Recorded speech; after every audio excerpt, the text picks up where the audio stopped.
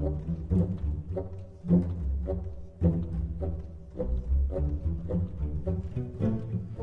folks. Justin here, and welcome to our first episode of Day One decks. These are decks that are packed full of Houses of Morrowind cards that I think are totally reasonable things to take onto the ladder that first day if you're looking for something pretty different than what you're used to.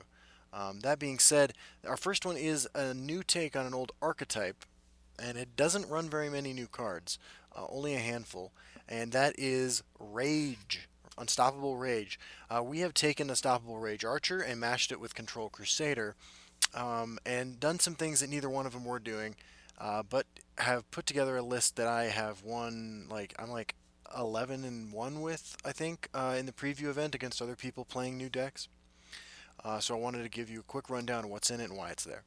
So we'll start with improvised weapon. Improvised weapon is kind of a joke, but like it's also really useful because a lot of your creatures don't have breakthrough. You have a handful. You have enough strong breakthrough creatures to make an unstoppable rage good. But improvised weapon also provides you small, opportunities to trade up when your opponent's not expecting it. Screw up combat math. Having a single copy of it, I think, is totally fine, given how much removal you have in the deck and how powerful your late game is. I think running a copy of improvised weapon just as a singleton, is a great way to both screw with your opponent, keep them on their toes, and pull off some great rages later on in the game.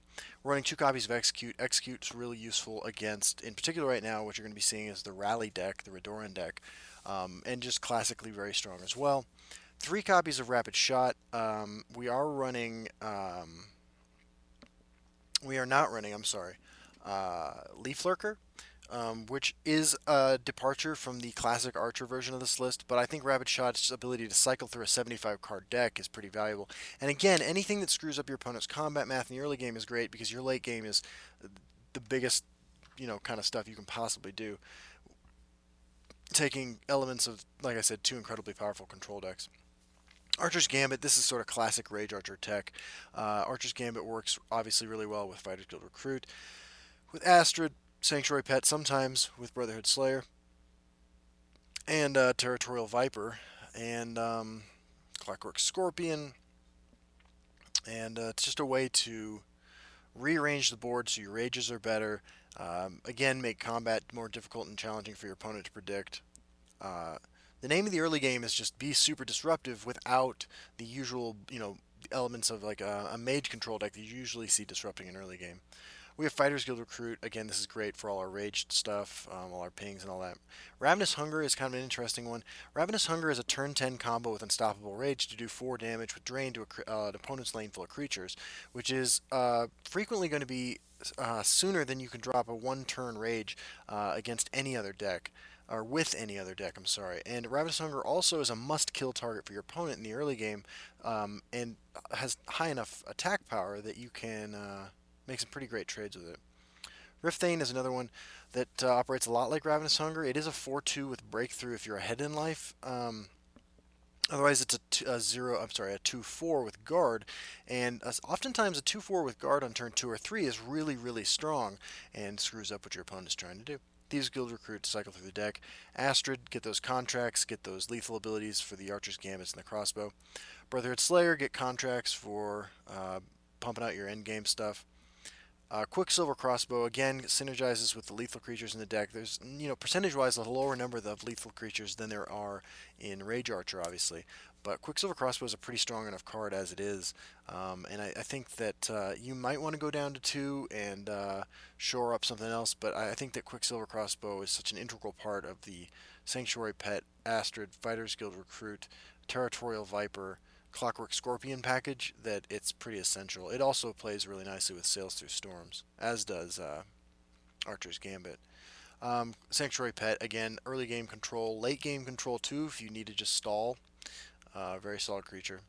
Cloudress Illusionist. Cloudress Illusionist is one of the most powerful cards in the game, and you run it in this deck because it's always good. It synergizes with Execute, obviously, but it also screws up combat math for your opponent. It's a huge prophecy swing. And Hive Defender is another one of those cards. It's just super, super good.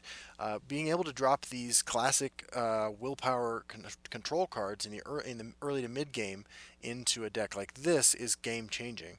We have Dawnbreaker because I was running into a whole lot more targets for it than I've ever seen before.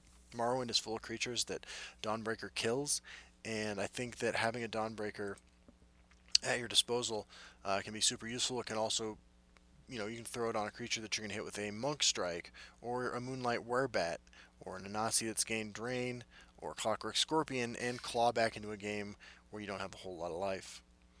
Monk Strike is another interesting one. Running a single copy, in some respects, it is one of those cards that just screws up combat for your opponent in unpredictable ways, or ways they're not predicting. But it's also a turn 12 combo with Unstoppable Rage. At 12 Magicka, in a single turn, Monk Strike your creature over to the other lane where your opponent's not expecting it, and then Unstoppable Rage it for an absolutely massive life swing.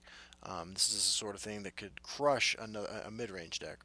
Moonlight Werebat is one of our prophecies of choice. We're only running 13 prophecies, which out of 75 cards is not a whole lot.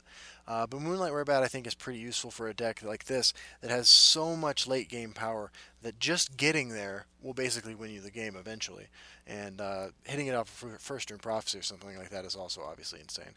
We're running two Territorial Vipers, just tons of removal, and also synergizes with all the ping stuff. Tyr, one of the most powerful prophecies in the game, also has Breakthrough and 5 power, which is relevant for Unstoppable Rage.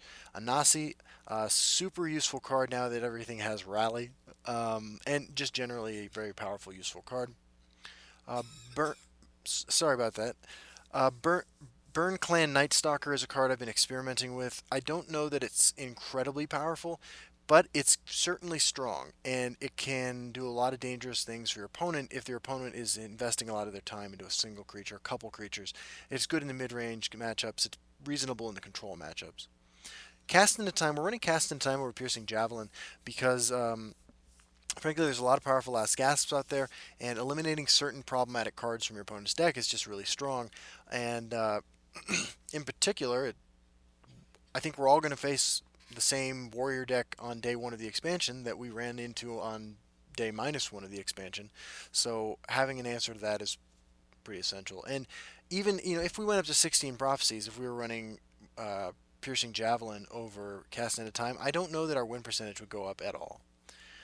Duke Vedum Dren is the new House Lalu unique legendary card, and this is one of the most powerful cards in the game. There are a couple like obvious tricks with it, right? So the way it works is the first time you play a card each turn, draw a random card from your deck with cost equal to your remaining Magicka, which is already super good. It just if it got random stuff. But if you track your deck list and you track what you've already played, you can do some pretty amazing stuff. And it's worth pointing out you have one 11 drop card in your deck, and you have one 9 drop card in your deck. So it combos with Execute and Rapid Shot on turn 12 to always pull out Marak, and it combos on turn 12 with any of the 3 drops in your deck to always pull out Tazcad. I mean, I've gotten lethal this way a couple times already. It's just amazingly strong. This card is a must-kill target for your opponent, but you have a whole lot of must-kill targets for your opponent in your deck. And this is the kind of card that can grind out a control matchup, or just close a game by playing Tazcad pretty easily. Lane Banach, lethal, ping, removal. Clockwork Scorpion, I mean, if you've played Unstoppable Rage decks, you've seen this before. This card is great in mid-range matchups because it grinds you some life. It's difficult to remove. Sailor Storms is a fun card, and your deck has so many giant creatures that high rolling on Sailor Storms isn't necessarily just high rolling, it's kind of just rolling with Sailor Storms. Combos with your ping effects, and is a lot of fun to play, frankly. Belligerent Giant, classic Unstoppable Rage target. Tempo play, support removal. We're not running Dushnuk Archer. We have a lot of 4s that we're borrowing from Yellow in place of that I think are stronger, frankly. And having support removal is certainly a pretty good thing. And also, it's just a great Unstoppable Rage target. Gentleman Jim Stacy is here for the control matchup. Uh, Here's the thing.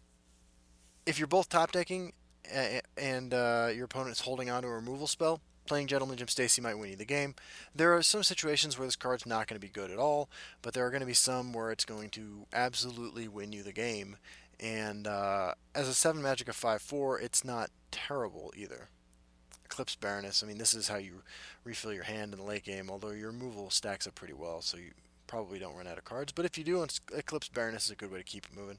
Unstoppable Rage, this is why you are running this deck.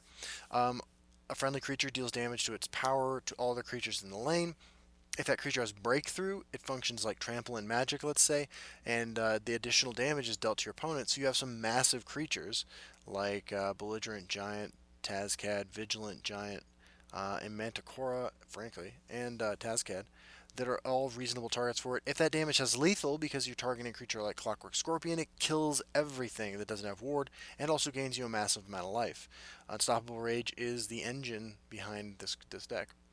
Vigilant Giant is a card that's not in every Unstoppable Rage Archer deck, but it's definitely in this one. We need a healthy amount of late game stuff. We have 19 cards that cost 7 magic or more, but when you consider that our deck is 75 cards, it's not that unreasonable. And Vigilant Giant cycles, draws you cards, helps win the control matchup, and alongside cards like Manticora, you have enough of this card advantage generating stuff in your late game to be able to grind out most decks. Tazcat's just a good way to win the game, and a combo with Duke Vedum Duren. Manticora's, awesome removal card for late game. The Red Year is a card that has won me games. The Red Year is a unique action. Not a lot of those in the game, and it deals 10 damage to each creature, which is absolutely huge. This will probably destroy everything on the board. It doesn't destroy everything, but it will destroy almost everything. And sometimes you just need a complete board clear, and having one in your pocket's a pretty awesome deal. And then we have Marak because, like I said, it combos super well with Duke Vedum Dren and your one-drop spells over here. Worth pointing out too that Duke Venom Dren does combo with 0-cost cards and 12 drops. So if you wanted to include Parthenax or Odiving, you could do that too.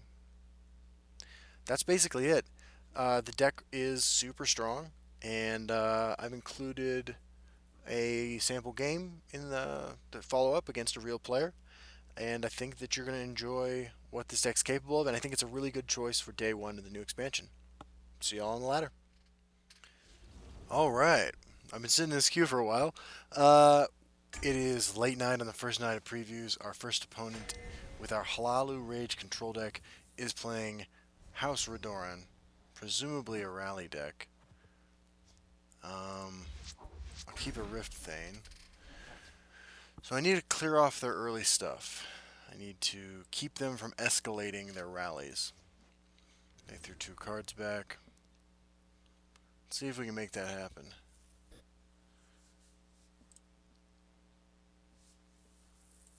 I'm actually undefeated with this deck in the preview event so far. Greetings, citizen. What's up? Fivefold veneration. What have we? Lead with that. Rapid shot's pretty cool. What I prefer is that my Rift Thane comes down as a 2/4, but it doesn't look like I get a chance to do that right now. So I'll just drop him down. I do not have a very good hand at all, but I have a lot of really powerful late game, and the longer this goes, I feel like the better off we are.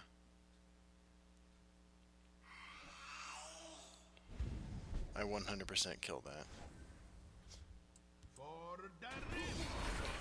Just give me a name.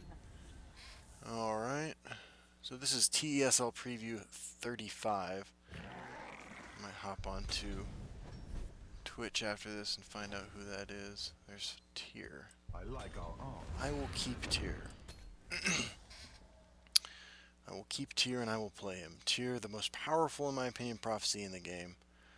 If he doesn't swing, I can rapid shot for a cycle, kill that off. We really just are trying to get to our late game package. Or find enough answers that we feel comfortable pushing damage. Close ranks. Let nothing through. Sure. Okay.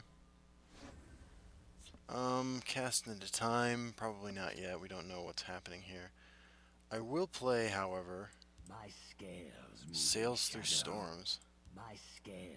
Kind of demand an answer from him. If I can't steal it, it can't We have a be lot of stolen. big value creatures in our deck. And, yeah. Honor and blood. Okay. Do you not fear me more? Sower of Revenge. Should. Well, that is the ultimate cast into time target if there ever was one, so I'll hit that. Sail through swing with sails, grab me a Hive Defender. That's perfect. Stendar, give me strength. I'm gonna swing again. That looks like it was a mistake. See what he lays down here. We'll see how they like someone who fights back. Sure. I'm gonna cycle my rapid shot on this guy into an archer's gambit. So I might be able to do some fancy things again with sails through storms next turn. Having access to the yellow control cards means that things like sails through storms generating value is both more likely because you're doing a better job of managing the board, and funnier because you can pull shit like Marak. Belligerent Giant. So is this an unstoppable rage deck? Honor and blood. So I can Clockwork Scorpion.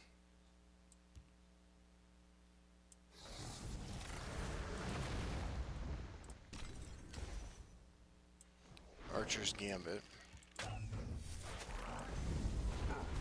And then just kind of proceed with the beatdown I was laying down. And we have Clips Baroness to help refuel us next turn.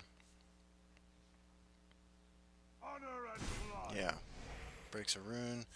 Thieves Guild Recruit. Vigilant Giant. So, let's see here. Ravenous Hunger. Cycle the Rapid Shot. Trying to find a way to kill this. Moonlight Werebat. What have we here? The Red Year. Coming soon. Well, I don't want to get hit for $1 billion with Rage. So... And I don't even know that this is a Rage deck. I just would rather play it safe. I do have access to the Red Year next year if I need to, for some reason, do 10 damage to all creatures. But I don't know that I will.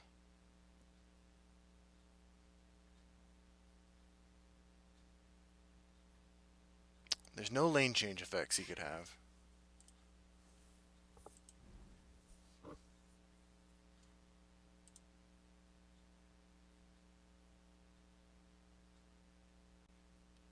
See what happens next.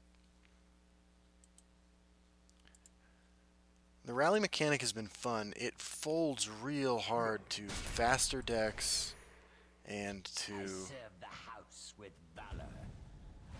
The longer the odds. the Interesting. sweeter And to united. I live to serve. silence. I kind of want to just play the Red Year. Is that crazy? I mean, he'd have first crack at replaying the board, but I can't answer this.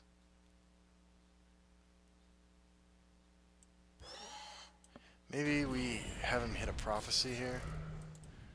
My scales move in shadow. Alright. New spell. There we go. Opponent's at 13. We have a Vigilant Giant. 2 Ravenous Hungers. I like these guys as something to play Rage on. Haunting Spirit. We must protect the night. Garnag is super fucking irritating.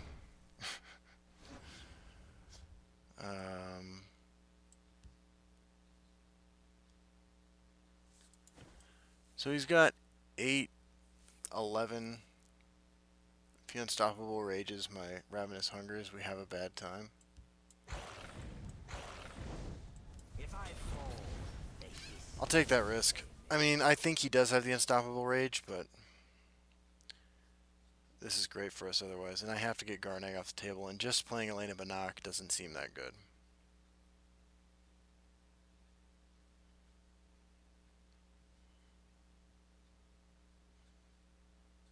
Let's see what he plays here. Good old Garnag. Screwing up my turn 9, or 10, or whatever it was.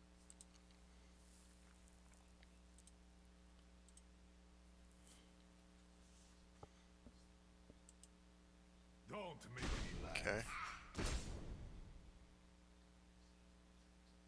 No one gets through. Okay. We must protect our stronghold. Dishnook Yal Archer. We'll see how they like someone who Protector the fights Innocent. back. Okay. And light whereabout. I'm only playing one card this turn. If I play a Vigilant Giant or Eclipse Baroness, although I kind of want to play both of them. Play both these otherwise.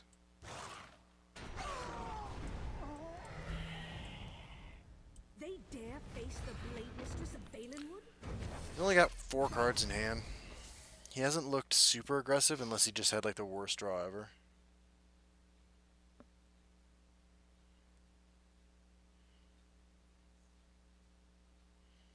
We have some dead draws, but we also have some real fire draws.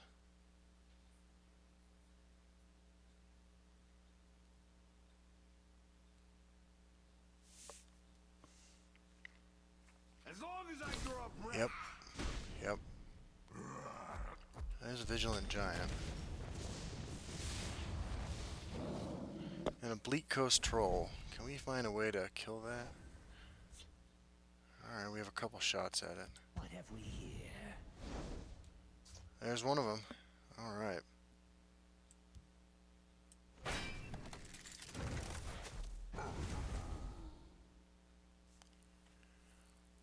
For Balinwood!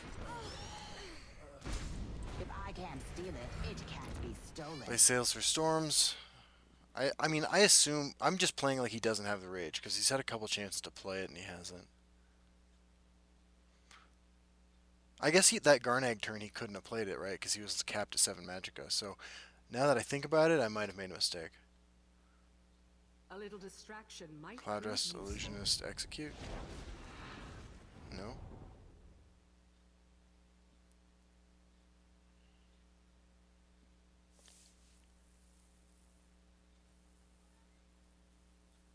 What do we got?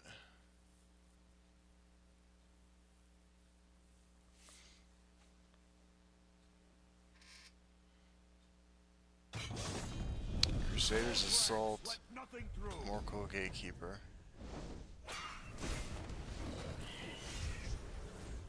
Okay, we have a couple chances at prophecies here. He's got a 10-6.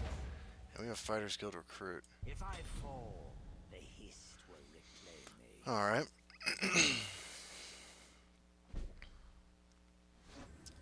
Clockwork Scorpion. So, I can swing here, swing here. That still leaves him with 7 on board. And with red, he very likely has a way to kill me, right? So, let's go for it. Sails through storms does it again.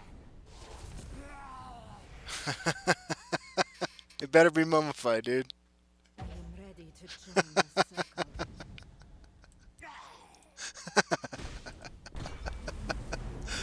Still undefeated. Deck's good.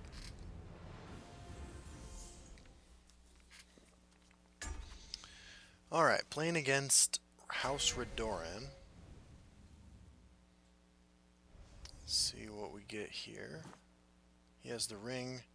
Good for him, not great for us. I don't want Archer's Gambit or Rapid Shot. Okay, there's our one-of improvised weapon making an appearance. Wait! Did you hear that? Marked Man.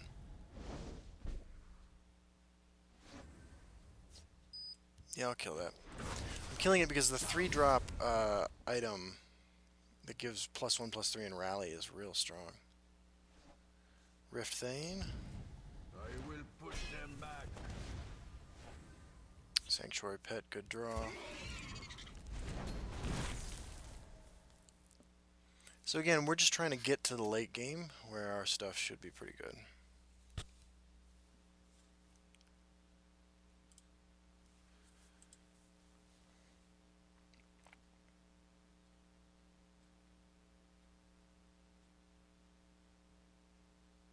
I'm ready for anything. Battle Rage Orc to save his 4th. No. Okay. Just wants to push that damage. Well, we have no plays this turn, unfortunately. There is definitely an element of increased variance with your draws when you're running one of these decks. For the rift. Monk Strike. The war claws earn their pay.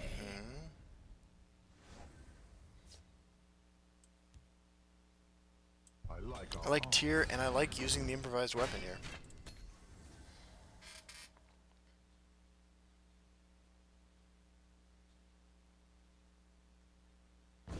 And it gets Edict of Azurad.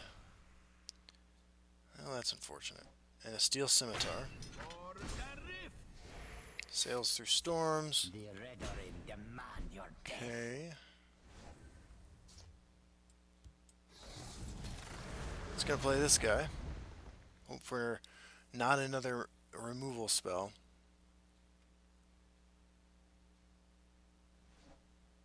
There's the Battle Sphere I was talking about. And an Edict of Azura. Get out of here, man. Alright. So we will cast that into time and play a Rift Thane.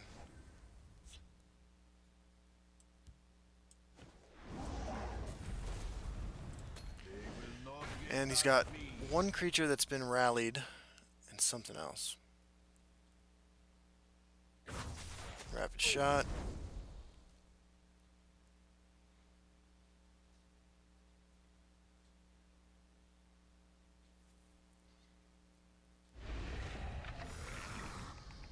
Okay.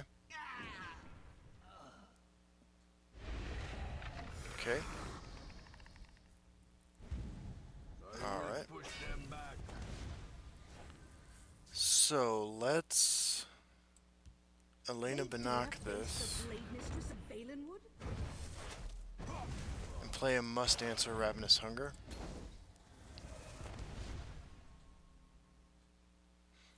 Underworld Vigilante is, of course, the huge punish draw here.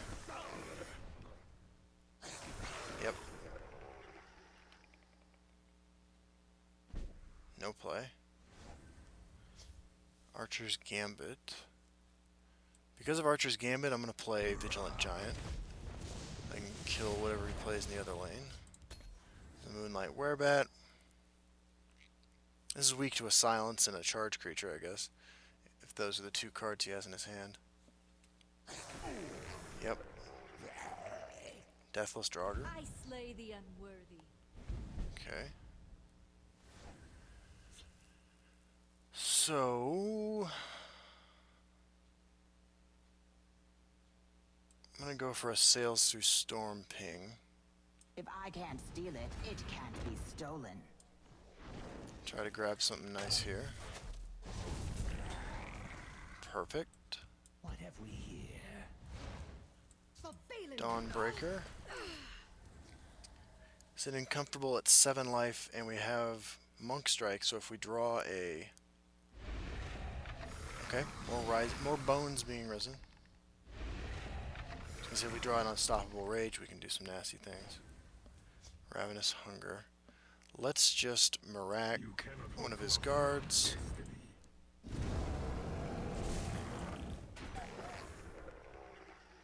I don't think we need to swing it.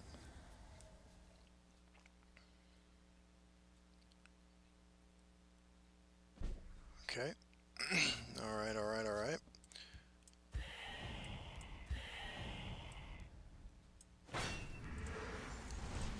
And next turn, prepare to gain massive amounts of life.